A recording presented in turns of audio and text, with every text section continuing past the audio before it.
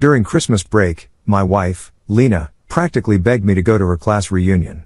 When we pulled into the hotel parking lot, it was packed with luxury cars. Ours looked like a punchline.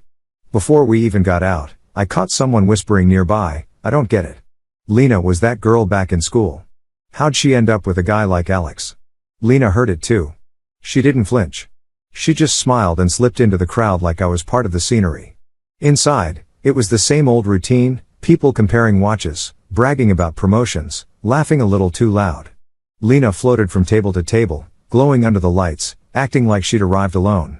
After dinner, Connor, the hotshot everyone used to worship back in the day, strolled right up and took Lena's hand like it belonged to him. "Alex," he said, loud enough for half the room to hear, "I want your wife. Name your price." "She's mine." I didn't explode. I didn't throw a fit. I just laughed. "You two might want to think twice," I said. "Divorcing me is going to cost you a lot more than you think." Connor leaned back, twirling his car keys like he was on a stage. "Long time no see. Your negotiating skills have improved." His grin widened. "Consider the money a thank you for babysitting Lena all these years. You think you can scare me with consequences? Do you even know who I am?" Before I could answer, Lena pressed herself against him, perfectly made up in a bright red dress, suddenly playing soft and fragile like she needed rescuing. "Alex," she said, sweetly, "just take the money. It's better for everyone." I watched them, the two of them wrapped up in the same smug little performance, and it clicked. So that was why she'd been calling me nonstop lately, pushing, insisting, acting like the reunion mattered. This wasn't nostalgia. It was a setup. She'd teamed up with the school's golden boy to corner me in front of an audience. I smirked. "So you planned this whole thing?" Lena's expression sharpened. "What are you talking about?" Connor answered for her, like he owned the script. Lena lifted her chin. "Connor and I are in love. If he hadn't left the state back then, we would have been together years ago." I almost couldn't believe it. Everyone knew Connor dumped her. Now it was suddenly a tragic love story. I didn't know how they'd reconnected, but one thing was still true, Lena was legally my wife.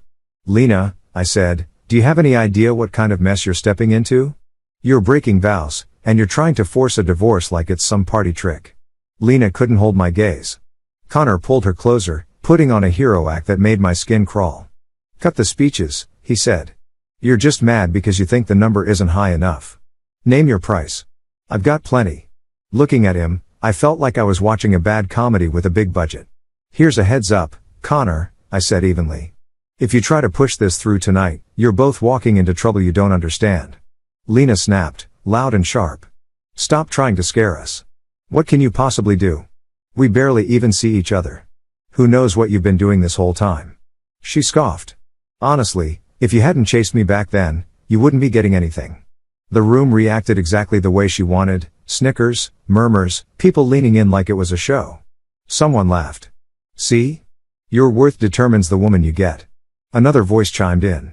A nobody like Alex was always going to lose his wife. They looked me up and down like I was a prop. Connor had money, swagger, and that loud confidence people mistake for power. To them, that was the only language that mattered. I'd had enough. I pushed my chair back to leave, but a hand dropped onto my shoulder, heavy and possessive. "Where do you think you're going?" Connor said, grinning like I was something he'd stepped on. "Did I say you could leave?"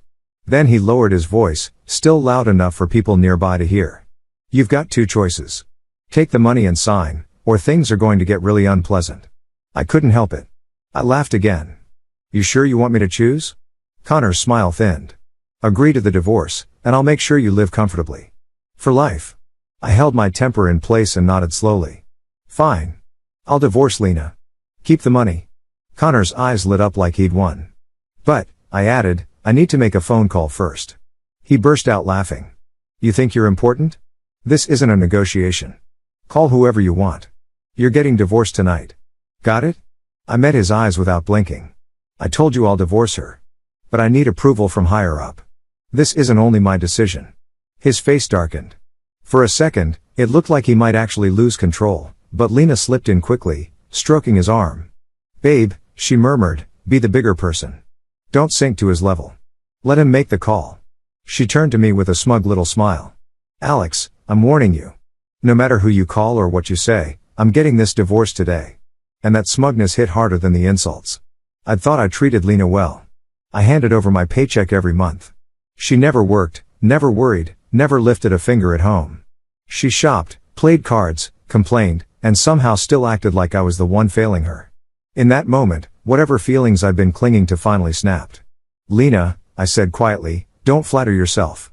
I'm not trying to change your mind. I'm just disgusted. Connor scoffed, still performing for the room. You're still acting tough. You'll be the one with regrets. I waved him off like he was background noise. Fine. That's all I needed to hear. I pulled out my phone and called my right hand. Hey, I said. It's Alex. Maya picked up instantly. Boss? What's going on? I need you to listen, I said, and I laid it out quickly, the reunion, the pressure, Connor trying to force a divorce in front of everyone, and Lena smiling through it like she'd rehearsed it in the mirror. On the other end, I heard a sharp sound, like something knocked over. Then Maya's voice turned cold. Where are you? I gave her the location. Connor snatched the phone from my hand. Listen, he snapped into the speaker, I don't care who you are or what your relationship is with Alex. I want his wife, and nobody's stopping me. Stay out of it. There was a brief silence. Then Maya said, very slowly, you're forcing Alex to divorce. Connor. Connor didn't catch the weight in that pause. He stayed cocky, loud, certain the world worked the way he wanted it to. Yeah, he said. That's right. In this city, there's nothing I can't get. One woman? Please. Who's going to stop me? Then he tossed my phone to the floor and ground it under his shoe like it was nothing. Call's done, he said. Now keep your word. Lena stepped forward, arm hooked around Connor's, and handed me a stack of papers. Everything's ready, she said. Sign. The moment I saw the documents, how prepared they were, how polished and complete, I felt my last doubt evaporate. This wasn't a sudden decision. This had been in motion for a long time. I didn't hesitate. I signed my name and handed the papers back. Lena stared at me like she couldn't process it. Alex. What is this supposed to mean? I looked up, calm and ice cold. What? Isn't this what you wanted? I signed. Now you're upset? Her face flushed. Fine. I'll sign. Like anyone cares about you. She signed immediately, fast, angry strokes, like she couldn't wait to erase me. 5 years, reduced to ink. I didn't feel grief. Just relief. Done, I said. She's yours. Can I go now? Wait. Connor stepped into my path, smiling again. Your part's done. Now it's our turn. I narrowed my eyes. His expression turned uglier, more personal. That goody two-shoes who reported me in college, he said, that was you, wasn't it? If it weren't for you, I wouldn't have gotten shoved out of the programs I wanted, and Lena wouldn't have been stuck with you. He leaned closer. For years, all I thought about was payback. Then Lena told me the truth. He slammed his palm on the table. I've waited a long time for this. I smiled, small and steady. Yeah. I reported you. And I don't regret it. The room flickered with tension, people holding their breath. You were always starting fights, I continued. People got hurt. If I see that, I report it. Every time. Connor's jaw clenched. Good. I like that attitude. You know why I made sure you came here today? This isn't just a reunion. He snapped his fingers. A group of large men in dark suits filed into the room, quiet, trained looking.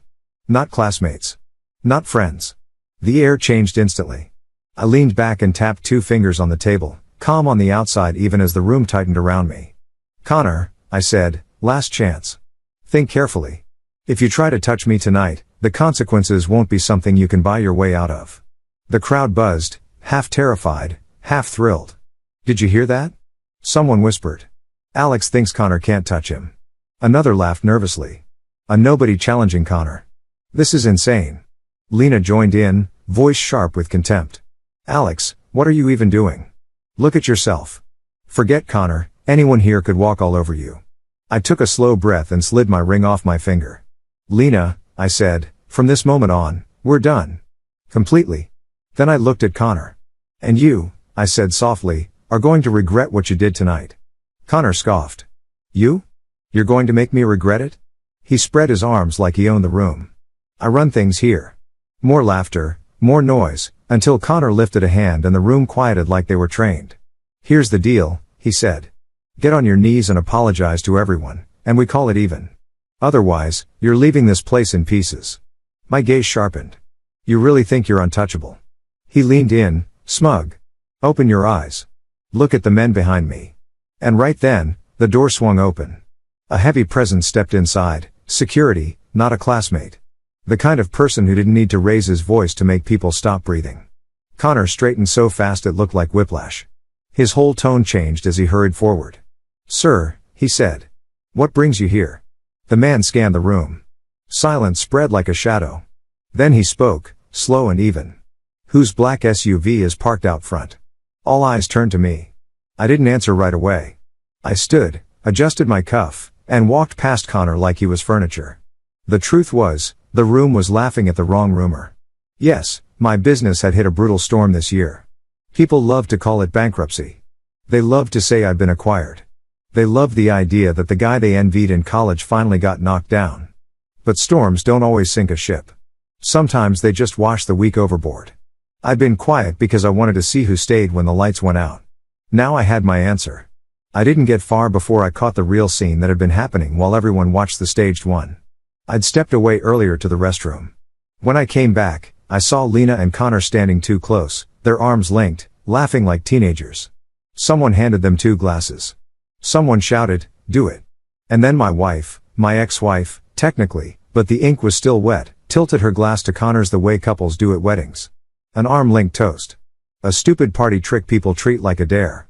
Connor leaned in, murmuring something in her ear. Lena threw her head back and laughed, lightly punching his chest like he'd told her the cutest secret. Then Connor lifted his chin toward me like he'd been waiting for this exact moment. "You still worried she'll get jealous?" Someone joked. Connor snorted. "Jealous? Of him?" He nodded at me like I was a stray dog. "Please. The guy can barely keep himself afloat." Lena giggled like the joke was harmless. And Connor leaned in like he was about to kiss her. I crossed the distance in one step and slammed my fist into Connor's face. The room exploded. Chairs scraped. People shouted my name like they were calling a fight at a bar. Connor stumbled, holding his nose, eyes wide with shock. I didn't look away from Lena. "Do you know what you're doing?" I asked, my voice low and tight. Lena didn't flinch. She didn't panic. She didn't even look guilty. She just glared at me like I'd ruined her fun. "What's your problem?" she snapped. It was a game. Truth or dare. I lost. "It's not that deep." Then she rushed to Connor, hands fluttering over his face. "Are you okay?" she said, all sweet concern. "Does it hurt?" "Oh my God, you're bleeding, Connor, I'm so sorry." Then she turned back to me, eyes cold. "Ever since your business fell apart, you've been acting crazy," she said loud enough for everyone to hear. "You're paranoid. You're angry. You're embarrassing. Embarrassing." That word hit like a slap. I saw people smirking, loving the drama. Loving the way the broke husband lost control. Someone grabbed my arm. "Alex, come on, people are just messing around."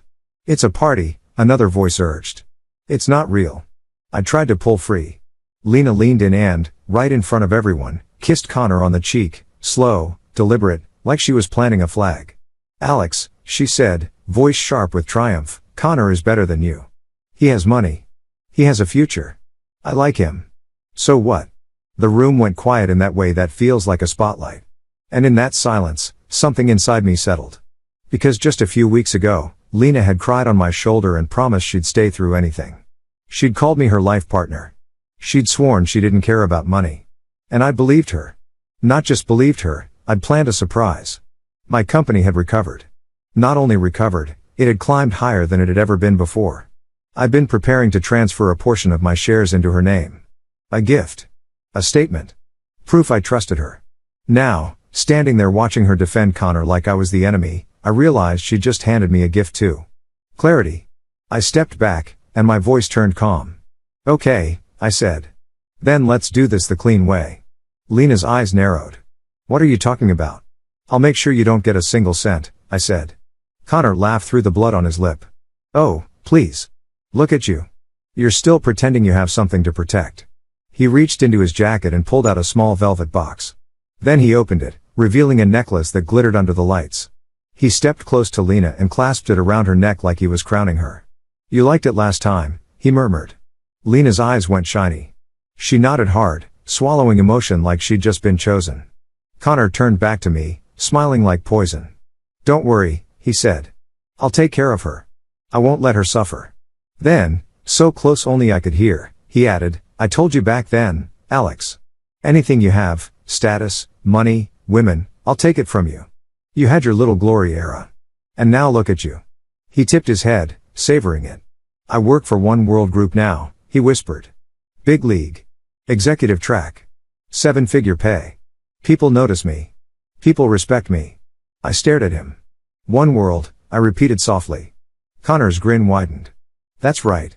You know it, don't you? It's the kind of place you'll never touch. Meanwhile, you're headed for sleeping in your car and begging for change. He laughed under his breath. I laughed too. Because that was my company. And Connor had no idea who he was talking to. I didn't argue. I didn't explain. I just moved. My fist landed again, and then again, and then again, controlled, precise, the kind of anger that doesn't explode, it executes. Connor went down to his knees fast. People screamed. Someone grabbed my shoulders. Someone yanked me back. By the time they pulled me off, Connor's face was swollen and his confidence was gone. He coughed and raised his hands, shaking. Enough, enough. He rasped. Lena dropped to her knees beside him, crying like she'd lost the love of her life. Connor, she pleaded, wiping his face. Connor, please, are you okay? Please tell me you're okay. Then she lifted her head and glared at me like I was her sworn enemy. I looked at her, and for the first time in years, I didn't see my wife. I saw a stranger. A stranger who'd worn softness like a costume. And I thanked the storm for exposing it. I straightened my jacket and looked down at Connor. You don't belong in my company, I said evenly. From this moment on, you're done. Connor blinked, then burst into laughter, painful, jagged laughter, the kind that turns into a hiss. You? He spat. Fire me? Who do you think you are? I took out my phone. I'm making a call, I said. Connor leaned back, smugness crawling back into his eyes. Go ahead. Call the president. Call the governor. Call Santa. It won't change anything. I dialed. Then I paused. Because when I pulled up his file in my head, everything Maya had already told me about him over the years, I realized firing him would be too easy. Quick. Clean. Merciful. And I wasn't in a merciful mood. Instead, I looked toward the staff and raised my hand. A manager hurried over, nervous. Sir? Put tonight's bill on one tab, I said. And then? Split it. I pointed at Connor. Charge him, I said. All of it. Connor's face twisted. What? The manager hesitated. Sir, this is a private club. We can't just comp. I didn't say comp, I said. I said charge him. The manager swallowed. Our general manager would need to approve that. Then bring your general manager, I said.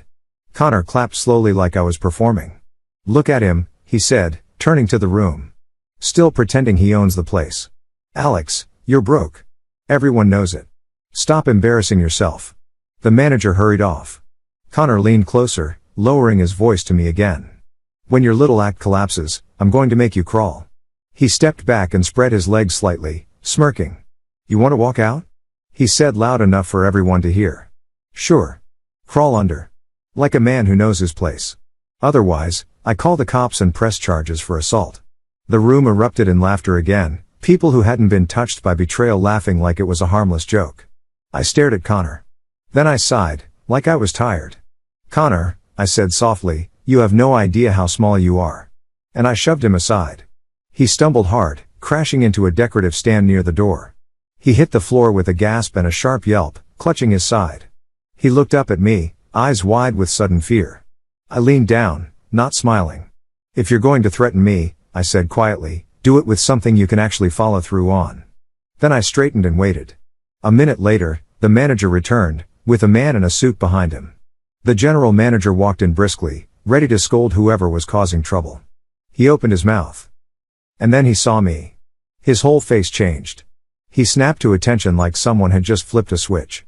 Mr. Walker, he said, voice tight with respect. You're here? The room froze. Connor's smile faltered. Lena's mouth parted. The general manager bowed slightly. I'm sorry, sir. I didn't realize. New manager?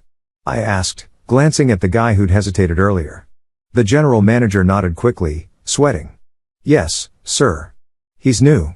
That explains it, I said. Connor let out a loud laugh, forcing it. Okay. Nice. You paid someone to play along. Cute. The general manager's eyes flicked to Connor, confused and offended. Then he looked back at me, like he didn't know if he was allowed to breathe. I turned to Connor. You said you made 7 figures, I said. You said you love showing off. I nodded toward the staff. Bring the card machine, I said. Tonight's total. Every cent. The staff moved fast now, too fast for Connor to keep acting like he was in control. The number flashed. Connor's face went gray. Lena's eyes darted like she was watching her fantasy crack. Connor swallowed. This was supposed to be split. Funny, I said. Because you told everyone you were treating. Voices rose immediately. You did. You literally said you invited us and you'd cover it. I only ordered that because you promised. Connor opened his mouth, then closed it. For the first time all night, he looked trapped. And I enjoyed it. Pay, I said. He did. His hands shook while he tapped his card. The moment it went through, I leaned in.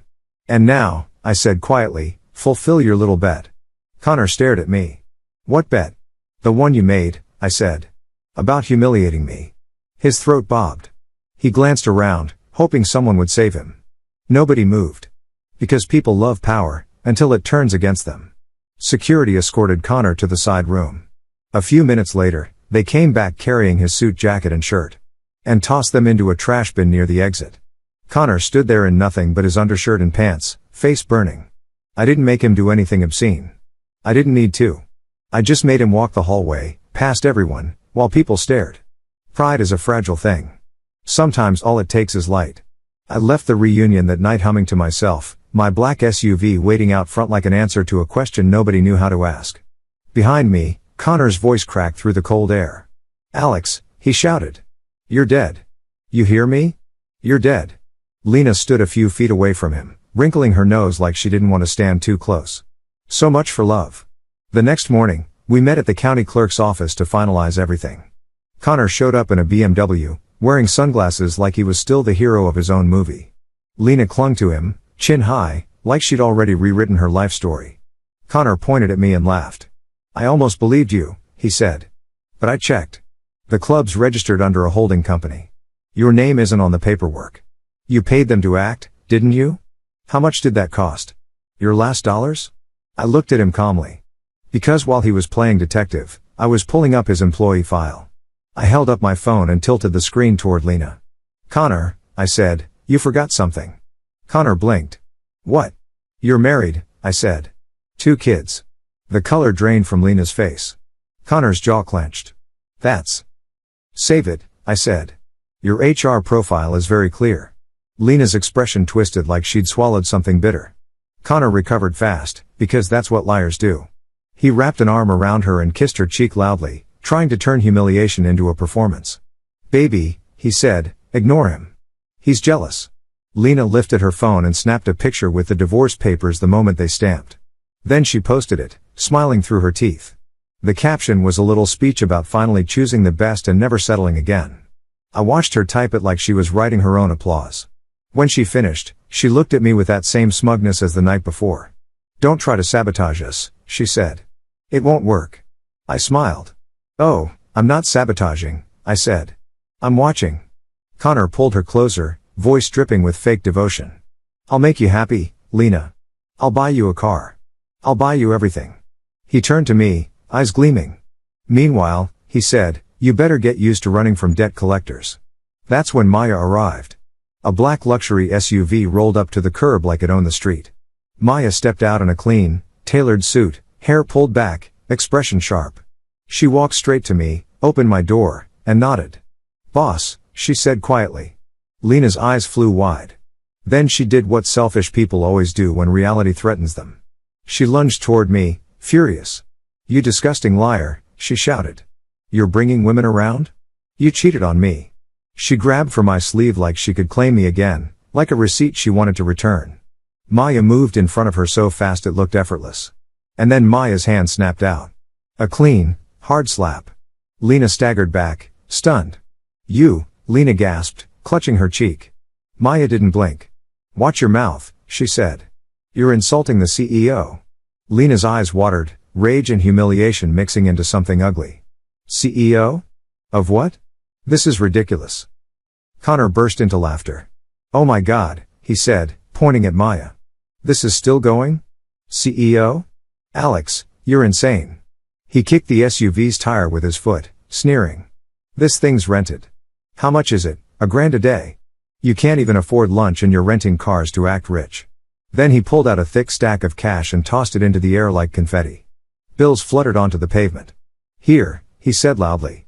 Pick it up. Consider it charity. Maybe you can finally buy instant noodles. He looked Maya up and down with a disgusting grin, like she was a prop too. Then he said something crude, something meant to humiliate her the way he'd tried to humiliate me. Maya didn't let him finish. Her foot drove forward and Connor stumbled back hard, landing on the sidewalk with a grunt. His sunglasses flew off. He scrambled up, face twisted in shock. You, he spat. Do you know who I am? Maya leaned in slightly, voice calm and deadly. Yes, she said. You're an employee with a file. Then she glanced at me. I nodded once. Teach him manners, I said.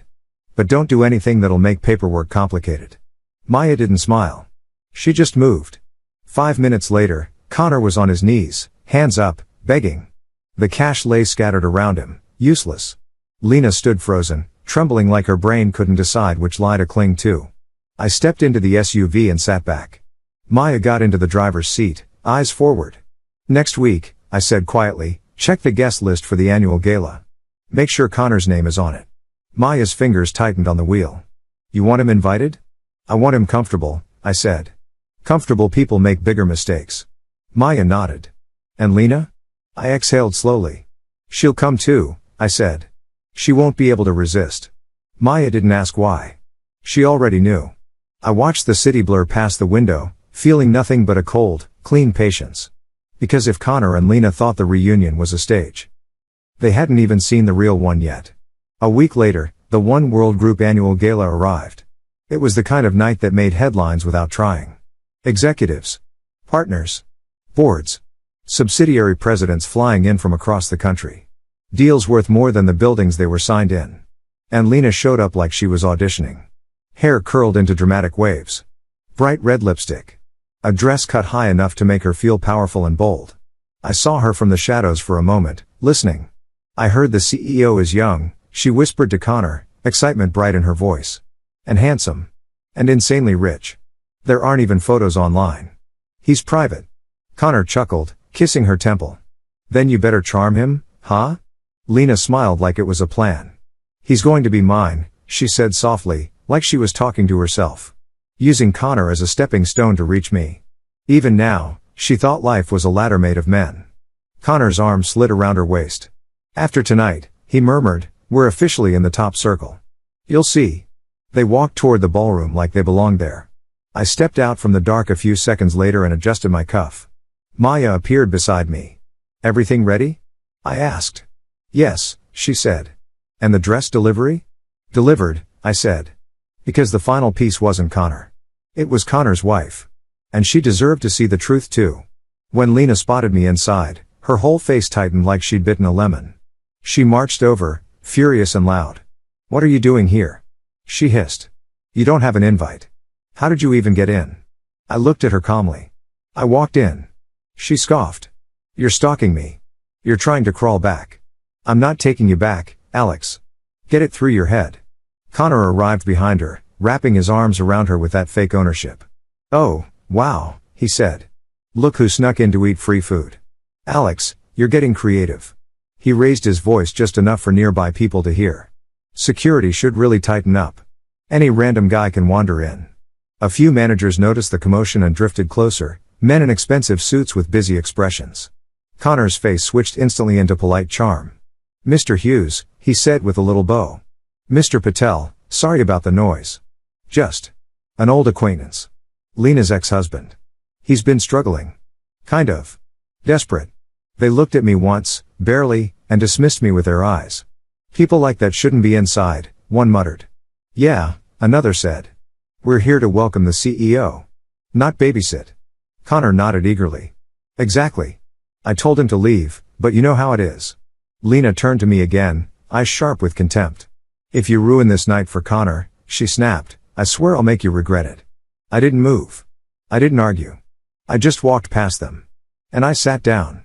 In the CEO's seat. The head table went silent like someone had cut the music. Connor's eyes bulged. He rushed over, grabbing at my sleeve. Are you insane? He hissed. That's the CEO's seat. He spun toward security, shouting. Guards! Get over here. Drag this guy out. Lena stared at Connor like he was the bravest man alive.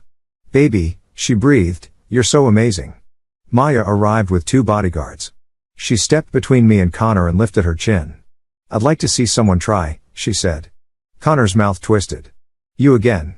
You're really committed to this acting gig, huh? Alex, how much did you pay her? I'll pay double.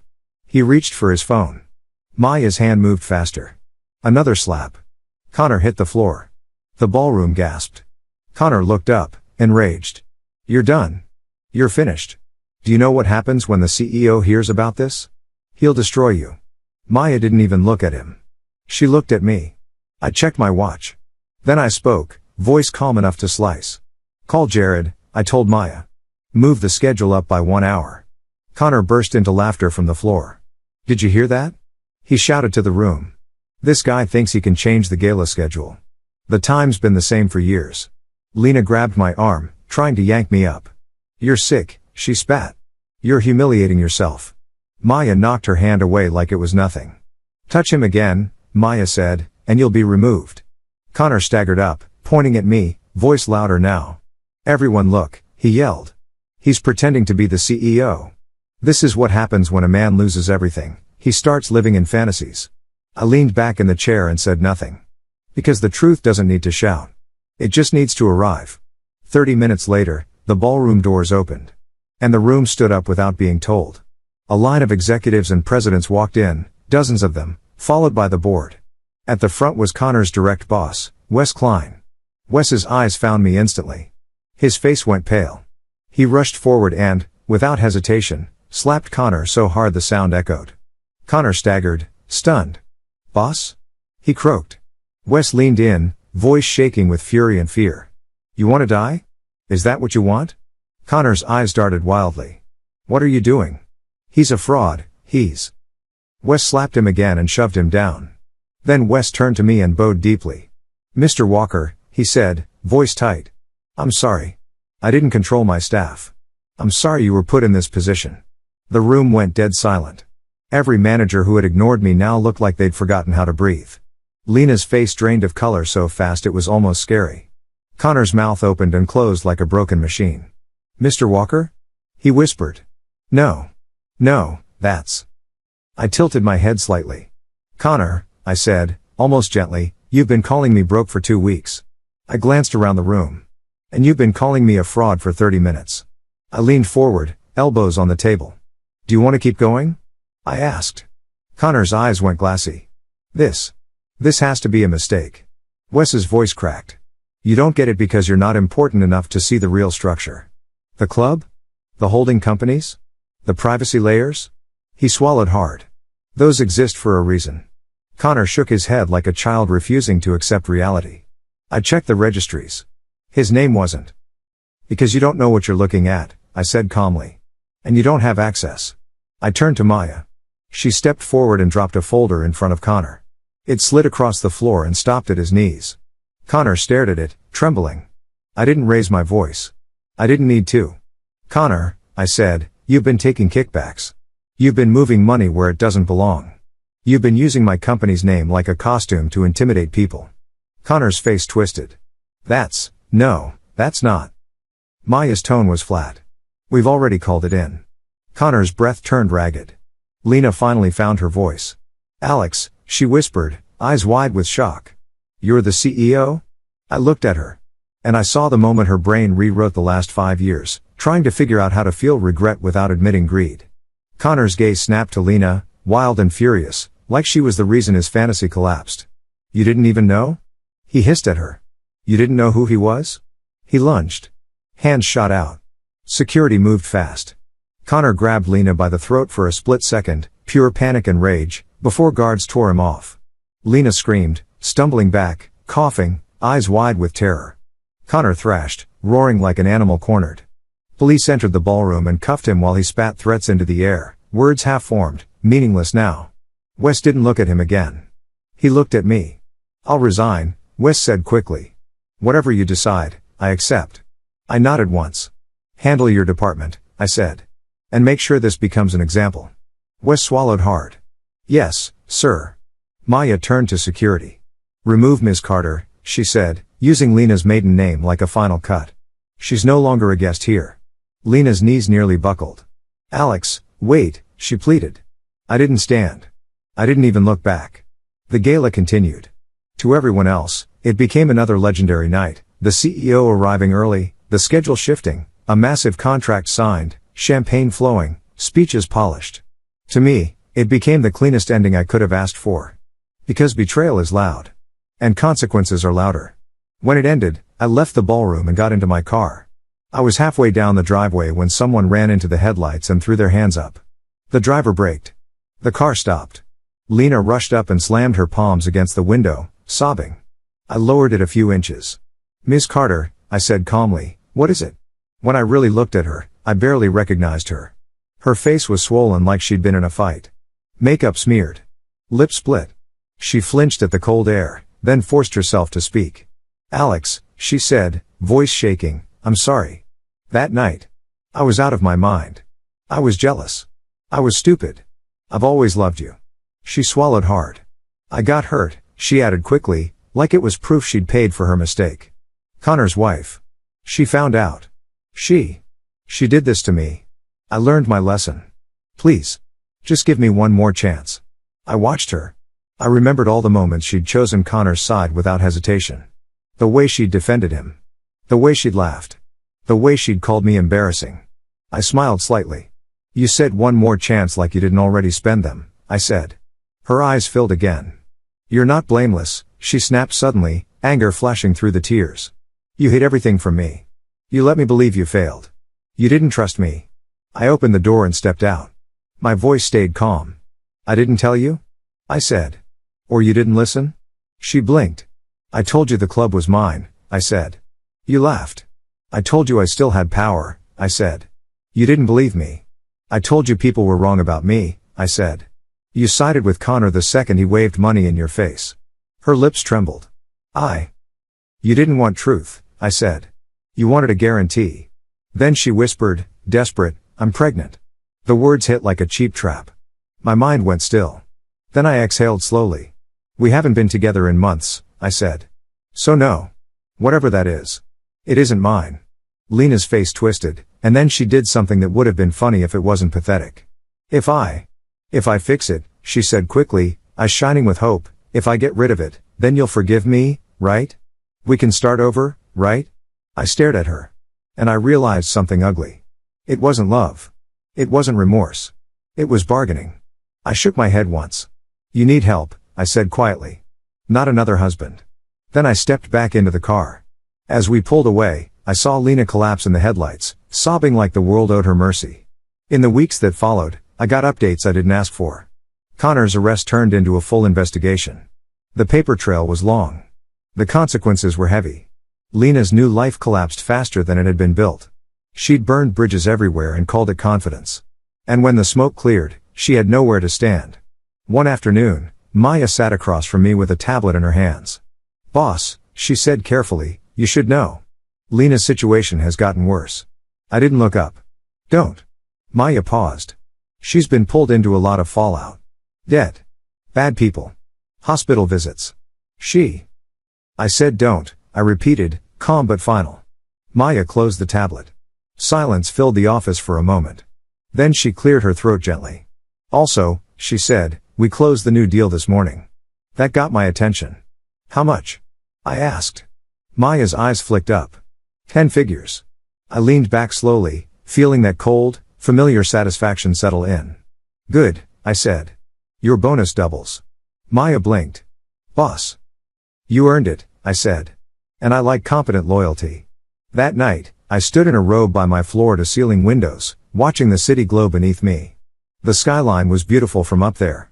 Also lonely. A soft presence approached from behind. Maya's reflection appeared in the glass, quiet and steady. You okay? She asked. I stared at the lights, the moving cars, the tiny lives that thought money was the only kind of power. I'm fine, I said. Then, after a beat, I added, I'm just done being surprised by people. Maya didn't rush to comfort me with empty words. She simply stood there, shoulder close enough to feel real. And for the first time in a long time, the silence didn't feel like punishment. It felt like peace.